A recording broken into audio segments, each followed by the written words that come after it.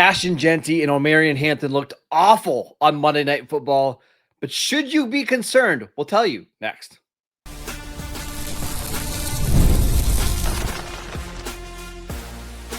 You are Locked On Dynasty Football, part of the Locked On Podcast Network. Your team every day.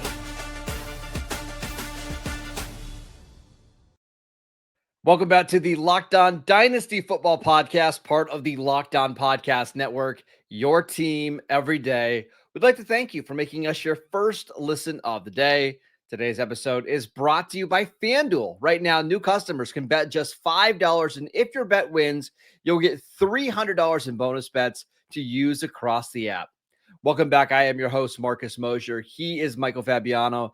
And on today's show, we're taking a look at the Chargers wide receiver rotation, depth chart, targets. We're going to get into some waiver wire claims, but Fabs, we have to start with these two first-round picks at running back, Ashton Jeanty, Omarion Hampton, both of whom struggled mightily in week 2. How concerned are you? I mean, I'd be lying if I wasn't a little concerned for this season, certainly. What bothers me the most, and I mean, Jeanty, outside of that touchdown he scored in week 1, hasn't done anything. He played 39 snaps on Monday night. Zamir White played 21. I'm like, why? What's the deal there? And I get it. The Raiders were in a negative game script. They were getting beat. Geno was throwing picks. And so that certainly hurt Jeanty, who only had 11 carries in the game. So, I mean, a little bit of concern. I mean, this is Dynasty. We're talking long-term. So I would have certainly liked to see him have a better start to the season. I think that's unquestionable. But I'm not taking him out of my lineup. Now, Omarion Hampton's a little bit different. I actually had him as a sit-em this past week over at Sports Illustrated. And I'm a little concerned because all of a sudden Najee Harris had the same number of carries. He bumped up to 20 snaps. Hampton went down to 36 snaps. Hampton has done nothing in the first 2 weeks. And I'm starting to be concerned because the Chargers are a playoff caliber type of team that if they can't get Hampton going, that Harris gets more and more work. Najee Harris is a proven back in the National Football League. And although Hampton was a first-round pick and none of us in the fantasy universe thought in a million years that Harris could usurp Hampton, and maybe that won't be the case, does this become a committee? And if that happens, it's real hard to start Omarion Hampton. And you drafted him to be a starter. Next week, we've got Denver. Denver just gave up a massive game to Jonathan Taylor. So their defense is certainly not great against running backs. It's gettable. Yep. So I still think you almost have to play him. But Omarion Hampton right now, Marcus, is a matchup-based starter. And that is not what we drafted him to be. Again, it's 2 weeks. It's a wicked small sample size, of those of us from Connecticut would say. And I'm still holding out hope that things get better. But I don't like the fact that Najee got more burn last night, scored more fantasy points last night, even though neither one of them did anything. And maybe Greg Roman, and I can't believe I'm saying this, maybe Greg Roman has made a shift. He has almost always been a guy who leans on the run, but Justin Herbert is playing great football right now. And he has got 3 really good wide receivers, and we're going to talk about that.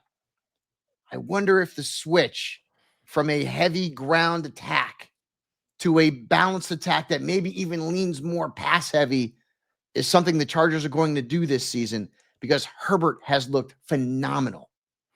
So let's start with the Chargers, because I agree with you. Herbert's looked awesome. And I think we have to remember last year, Herbert was dealing with an injury going into the season. I think it was the plantar fasciitis, right? And then he had the high ankle sprain that he suffered multiple times early in the year. And I think that's why Greg Roman and Jim Harbaugh lean so heavily on the run, was to protect their quarterback.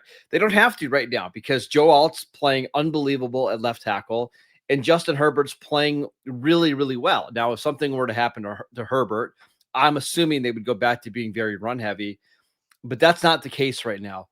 I would say in general, like you mentioned, I just don't care that much about 2 games into the regular season. Like, you're drafting these guys from dynasty purposes. Like, we've seen Saquon Barkley. I remember a week 2 game that Saquon Barkley had against Dallas, where it was like 11 carries for 28 yards. And everybody was wondering if Saquon was going to work in the NFL. Like, I think it's better to exercise some patience here when it comes to these first round running backs.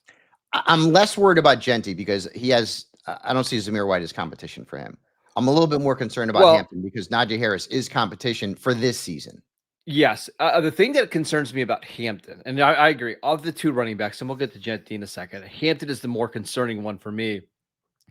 And I think it's just because I hate saying this, but he just doesn't look like a special first round running back. Like, I'm not saying he's bad, but he's kind of straight line-ish and it can get downhill fast, but he doesn't really string together a bunch of moves. It's not like when you watch, and again, I know this isn't fair. We watched Bijan Robinson on Sunday night, and you see some of the cuts and the moves that he's making in the open field. And then you watch someone like Omarion Hampton, and it looks different. And that was my concern with Hampton coming out of the draft is I didn't see a guy that was like a top 20 consensus pick. I thought he was a good running back prospect, but not a great one. And I think because he got drafted to the Chargers, we just assumed that he was going to beat the Robinson, exactly type of numbers. It's the same thing with the TreVeyon Henderson. You know how many shares of TreVeyon Henderson I have across the board? I'm not talking about Dynasty. I'm talking about redraft. I don't have any. Because Ramondre Stevenson's a good back. And in fantasy, we have a tendency to just overlook a veteran when a rookie comes in. And that's not always the right mindset. Okay. When you look at Najee Harris, you think, he's not efficient. Listen, he's been a good running back in the league. And I think, and I'm guilty of this too. I just thought, he had the eye thing with the fireworks and Hampton, and this is not going to be a committee. We got a committee right now in LA, folks. We got a committee. They both had 8 carries last night. And a fumble. Hampton had a fumble, which I got to believe Jim Harbaugh's not going to love. Right. So Jeanty doesn't have that competition. So that's why I'm not really so worried about him. I'm more worried about Hampton. And again, this is for this season. Najee Harris is on a 1-year deal. In Dynasty, it's going to work out. But we all thought, because of we're educated in Greg Roman and his philosophy in terms of being an offensive coordinator. So a change in an offense that we all thought was going to be based on the ground, which saw J.K. Dobbins play very well last season we all just assumed Hampton's talented. He's worth the first round pick. He's in a great offensive situation. He should be able to usurp Najee Harris. And then when Najee went out with the eye situation, we're all, Hampton, come on. It ain't working out like that. Najee's healthy. And I fear a committee for the rest of the season. And even though, again, I would play Hampton next week against Denver because JT just smoked him, he is not a guy that you can start every week based on what we've seen right now, based on snaps and based on usage. And that's bad news because this was a kid that we drafted to be an every week player. Real quick on Ashton Jeanty. He had 11 carries for 43 yards, did catch 3 passes for 1 yard. So PPR leagues, you're okay with that. It's been a little bit of a slow burn. Now, I do think they faced maybe 2 of the better defenses in the league. I still think this New England defense is going to be fine. That Chargers defense was flying around yesterday. So there's just a chance with a new offensive coordinator, a new quarterback, playing some good defenses. That's why it's gotten off to a little bit of a slow start. And if you're concerned at all, I just keep going to Dynasty League football and looking at all of the running backs being drafted after Ashton Jeanty. The top 2 are Bijan, Gibbs, and then it's Jeanty, and there's nobody else I would rather have. So that's a good way to put it in perspective. Even after the slow start, you're not trading Jeanty for anybody else. So be patient here. It's right. It's 2 weeks. Let's just say this. Jeanty, don't stress out. Hampton, for this season, you could stress a little bit. Yeah. All right, let's talk about that Chargers wide receiver usage because I'm kind of flabbergasted. Can I tell you I told you so or no? Well, we'll get to that. Hold on. You can wait to pat yourself on the back in a second. We will get to that next.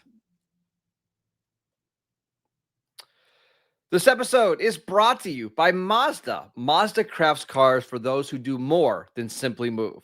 Mazda delivers confidence with every ride with more IIHS top safety pick awards than anyone else, from footwork to breathwork Athletes sweat all of the details, and Mazda brings the same intention to how they craft every single model. You can feel the Japanese craftsmanship in every detail, from metallic accents to available Napa leather upholstery. You can make your everyday drives feel like anything but, with smooth handling to incredible controls. With all-wheel drive standard in every crossover SUV, you can drive with confidence through almost any season. I know for me, my weather's up here, they're awful, but Mazda will help you get through it. And like our players, we sweat every detail, because when you make every move count, impossible becomes irrelevant. Mazda, move and be moved. This episode is brought to you by Monarch Money. Most people can't name all of their financial accounts or even what they're worth, whether it's 401ks, properties, or investments. And when you don't have the full picture, you can end up leaving money on the table. That is where Monarch Money comes in. It's an all-in-one personal finance tool that brings your entire financial life together in one clean, easy-to-use interface on your laptop or on your phone. Monarch does the heavy lifting for you. You can link all of your accounts in minutes, see clear visuals, get smart categorization of your spending, and finally feel in control of your money without ever touching a spreadsheet. So don't let this financial opportunity slip through the cracks. Use promo code LOCKEDONNFL at monarchmoney.com in your browser for half off your first year. That is 50% off your first year at monarchmoney.com with code LOCKEDONNFL. Welcome back to the Locked On Dynasty Football Podcast. We'd like to thank you for making us your first listen every single day. Fabs, let's talk about this Chargers wide receiver breakdown, because Quentin Johnston caught another touchdown. So did Keenan Allen. Ladd McConkey caught all of his targets. But I think people are maybe getting a little bit concerned about how many receivers the Chargers are using now. They should be. I talked about this, but I loved Ladd McConkey last year, and everyone got drunk on the laddie daddy hype, and he was getting picked way too high. And now Keenan Allen is a capable wide receiver. Dare I say he's the best wide receiver the Chargers have right now. And you can crap on me all you want. Look at the numbers. You know why he's the best wide receiver? He's a veteran guy who knows Justin Herbert better than any wide receiver on that team. And you have to factor in relationships and rapport. Keenan Allen is moving into the point where, like, he's almost a must start now every week. Quentin Johnston, I mean, I don't think I'm there yet. They've got Denver coming up. And so I am. I'm starting Johnson. I started him last week in every league. Can I tell you why real quick on Johnson? He's the only receiver in this offense that has any vertical speed. Now, Ladd does a little bit, but they just don't use him that way. His role, I think, of all the receivers is the most locked in. He's the guy that's. But if he draws Surtain next week, that's the concern for me. Yes, but what I'm outside of the Surtain matchup, yes, I agree with you. But I'm saying, like, I think for the most part, he is somebody that I play him every week because, first of all, he just looks more confident than ever before. Mm-hmm. No, I agree there. Again, like, I have him in a couple of leagues. I'm going to play him. But I don't love the matchup this week against Denver. Admittedly, I'm going to tell you that. I would expect the numbers to drop off. But, I mean, the big story here is Ladd. Ladd right now is third in fantasy points on the Chargers among their wide receivers. And, I warn people, like, you're getting too crazy on Ladd McConkey. Everyone's coming out, all these fantasy analysts, with all these metrics and analytics and everything else about how great he is. Yeah, he's a very good player. But Keenan Allen has got the rapport. And you mentioned Quentin Johnston has got the deep speed to stretch defenses. And if the Chargers are going to be this pass-heavy team, right? Reminds me of Air Coryell with Dan Fouts and some of the great wide receivers that they had. Charlie Joyner. Now I'm going way back. You guys have no idea who I'm talking about. But John Jefferson. But if that's Kellen what Winslow. this offense is going, if that's what this offense is going to be, then the running backs are going to be really inconsistent, including Hampton, and you are going to get good weeks every week from at least one or two of these Chargers wide receivers. And they scored over 60 combined fantasy points in week 1 against the Chiefs. And then last night, Keenan goes for 17. Quentin goes for almost 16. Ladd, 9.8. He right now is the third option from a fantasy perspective in this offense. Now, maybe that changes. Maybe it changes. But I would not be shocked if Keenan Allen were the best wide receiver in LA from a fantasy standpoint on this Chargers roster at the end of the season. So part of me wants to disagree with you because I think Ladd is the best actual receiver on this team. And I think, hey, it could just be a 2-week blip. He still has 14 targets over 2 games. So it's not like he's being completely underutilized. And he's catching a lot of these targets. But when I think about the Chargers from like a real life NFL perspective, this is probably the way they should be designing their offense, where it's not one single person carrying the load, in the passing game. And it's, it is guys getting 3 or 4 different targets. And even someone like Trey Harris, who we haven't mentioned yet, 3 targets, 2 catches, 34 yards. But you can tell they're starting to work him into the offense a little bit more because they want some of his physicality. There's no tight end to speak of in this offense that's going to draw any kind of targets, right? Will Dissly, 1 catch for 7 yards, and that was it.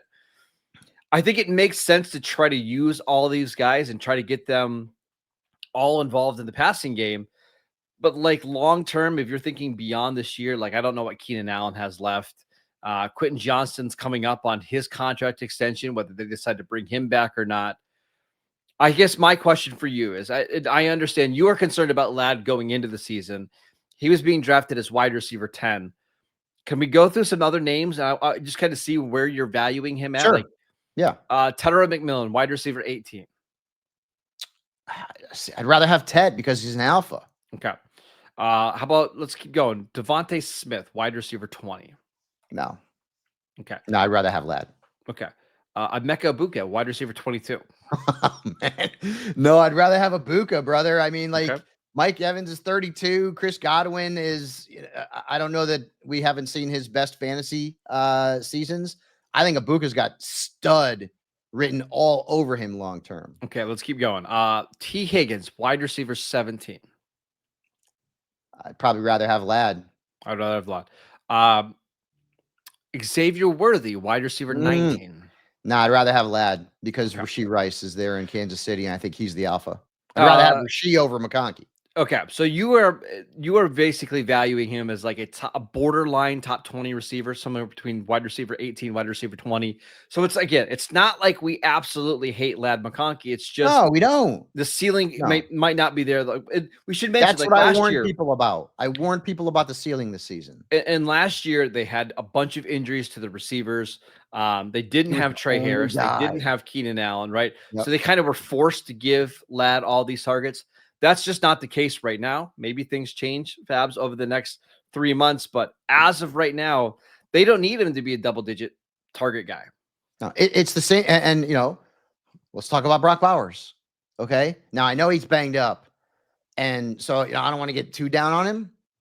But Brock Bowers last year was the only show in town besides, Jacoby Myers. And now Vegas has Ashton Jeanty, and he'll be fine. And Deontay Thornton's getting a little bit of burn. And, they have Trey Tucker in the mix. Now, like, the Raiders have more weapons and more options in the passing game. That's why I told people, like, Brock Bowers last year, those numbers are not going to be duplicated. I still think he's, he'll catch 70, 80 balls, but not 112. Like, you got to factor these kind of things in. And when the Chargers brought back Keenan Allen, my spidey senses went bananas. And that's why, that's the reason why I'm like, I love Ladd McConkey. I'm a big fan. I didn't like where he was going. I'm still all in Brock Bowers. He's probably my favorite dynasty asset. I'm not saying overall, I'm not saying I'm not all in, Mark. I'm not saying I'm not all in because he's young and he's extremely athletic and talented. But he does have 8 targets in each of the last 2 games. Ceiling last year. That was a big season. It was the best rookie season of all time for a tight end. He had the most catches any rookie has had ever, tight end or wide receiver. And so. No, I'm not saying I'm not worried, but like, I hope you went into this season realizing that that was not a realistic goal in back-to-back years based on what they have now compared to what they had last year. I'm still all in. Nothing that I've seen from the first 2 weeks concerns me at all because he was dominant against New England. He didn't practice at all this week leading up to the Chargers game. He still goes out there and gives you 5 for 38, which is, again, not great, but it's better than what most of these tight ends give you. I'm just not concerned about Brock Bowers. Just need to get that out there. All right, Fouls, let's do some waiver wire claims going into week 3. Who is your number 1 target? We will get to that next. This episode is brought to you by FanDuel. The NFL season is here, and FanDuel is making sure that you are ready for kickoff with a can't-miss offer. Right now, new customers can bet just $5, and if your bet wins, you'll get $300 in bonus bets to use across the app. I love using FanDuel because it lets you bet however you like, whether it's player props, building a same-game parlay, or even just jumping in on the action as the game unfolds. It makes every game even more exciting, whether you're watching your favorite team or just following along your Dynasty team. It's quick, it's easy, and it's the best way to add just a little bit more energy and juice to your Sundays. I love the futures market. Like, that's my favorite thing. I like to go see which teams are favored to win their division, who's going to be the MVP, who's the comeback player of the year, and it's all available on FanDuel. So are you ready to play? Download the FanDuel app now by visiting FanDuel.com to get started. That is FanDuel.com to place your first $5 bet. Welcome back to the Locked On Dynasty Football Podcast. We'd like to thank you for making us your first listen of the day. For your second listen, check out the Locked On NFL Podcast. Tyler the Madman Rowland gives you a shot of espresso to start your football day, while Tony Wiggins takes you to the barbershop for the smoothest breakdowns. Find Locked On NFL on YouTube or wherever you listen to your podcasts. All right, Fabs, let's talk about some waiver wire pickups. This is going to be a loaded week for waiver wire claims. Who are you claiming? And let's start with Superflex leagues. Who's your number 1 target with all of these backup quarterbacks now available? It's definitely Jake Browning. Definitely Jake Browning. He's going to be the most added quarterback in fantasy football. Burrow is out until mid-December and probably longer than that. And again, when you look at what Browning did 2 years ago in 2023, average, he's right around 19 fantasy points per game. That's pretty good. That's pretty good. That is a QB1. Now, I'm not saying that's going to be the situation this season, but he's done it before. So it's not out of the realm of possibility. And the offense is still ridiculously talented with maybe the best duo of wide receivers in the league, a very talented running back in Chase Brown, a defense that's not going to be good. So they're going to have to score points. We saw that last week against Jacksonville. So Jake Browning has got to be owned across the board, not even in just Superflex leagues. Like I got to be honest with you. I'm in a Dynasty Superflex and he's long gone. Like Carson Wentz isn't available. Tyrod Taylor's not available. Like they're not. There's nobody. But in a typical traditional fantasy league where you're starting one quarterback, Browning has got to be owned moving forward. So after Jake Browning, because I agree with you, he's the one that we know is locked in to be a starter for the next 3 months. And honestly, I don't see Joe Burrow playing again this year because what's the point if you're the Bengals? Right. Like, you might as well just let him get healthy, let the rest of his body have the full offseason, come back in 2026. It doesn't seem like it makes sense. Yep. After Browning, are you going after Carson Wentz? Are you going after who's your favorite backup quarterback to go after? Well, so right now, Wentz could play as many as 3 weeks. The Vikings have a bye after. So well, that's the thing is they play this week. They play against the Bengals, and then they go across seas for back-to-back games, right? And then they have a bye. So let's just say this, okay? What if Carson Wentz looks good? JJ McCarthy looked good for 1 quarter of 8. And he was awful in the other 7 quarters, guys. Awful. Terrible. Look at the next gen stats. He was brutal. Yeah. What has happened in this offense since Kevin O'Connell has taken over? Veteran quarterback in Kirk Cousins finds a lot of success. He's a top 10 fantasy quarterback. They bring in Sam Darnold, who's a journeyman, who is not going to be good in Seattle either. He was a top 10 quarterback last year in fantasy. Carson Wentz, and I get it. You can crap on Carson Wentz all you want. Carson Wentz would have won an MVP if he hadn't blown out his knee against the Rams the year the Eagles went to the Super Bowl. Carson Wentz is a capable quarterback, and he's an experienced quarterback. And this is the best system he's been in since he was in Philadelphia. So if Carson Wentz goes out there, and I got to be honest with you, and I said McCarthy I think we both did, Marcus. McCarthy's in a great spot because of the offense, and look at all these guys who've succeeded. Okay. But if Wentz comes in there and looks good and the Vikings win and the offense is clicking, you're telling me they're going to go back to JJ McCarthy? This is a playoff team. This is a team that has Super Bowl aspirations. Look at what they did last year. Okay. I mean, Darnold folded like a house of cards in the playoffs. I mean, but look at how many wins they had last year. This is a good team. And if Carson Wentz goes out there and plays well and the offense is effective and efficient, JJ McCarthy might not get that job back. So that's why I like Wentz behind Browning, because Browning is clear as day the quarterback to go after. You could talk about like Tyrod. I don't know that Justin Fields is even going to miss this week. We don't know yet, but it's not going to be a long-term kind of thing. To me, it's Browning and it's Carson Wentz. Be damned what everyone says about Carson Wentz. This system is conducive to quarterbacks finding success. Maybe not rookies, or JJ McCarthy's basically a rookie, but these veteran guys. It's also hard to know what it's going to look like for Minnesota over the next couple of weeks, because they play the Bengals this week at home, right? Now they're likely going to be without Aaron Jones, who's dealing with a hamstring injury. They've got injuries on the offensive line. Jordan Mason season, baby. Yeah, I know. So excited about that. Yeah. So I could see a situation where Wentz looks okay. And then I don't know from that point on, because then they go to Ireland to play the Steelers, and that's going to be basically a home game for Pittsburgh. But the Steelers defense stinks right now. I know. And that's what's hard to figure out, is if Pittsburgh's defense is awful, then maybe that is a situation where Wentz goes and dominates. We should mention Jordan Addison is eligible to play in that game. We'll see if he does, but he's eligible to play in that week 4 game. And then they play Cleveland. And then stink. But their defense is awesome, though. Their defense is good. Yes, they stink, but their defense is good. Yes. Well, that's kind of my point. Their next 4 games after this week: Steelers, Browns, Eagles, Chargers. It's going to be tough for whoever's at quarterback. Like I think Pittsburgh figures it out a little bit. Cleveland's defense, I mean, they did some ridiculous things to Derrick Henry this week.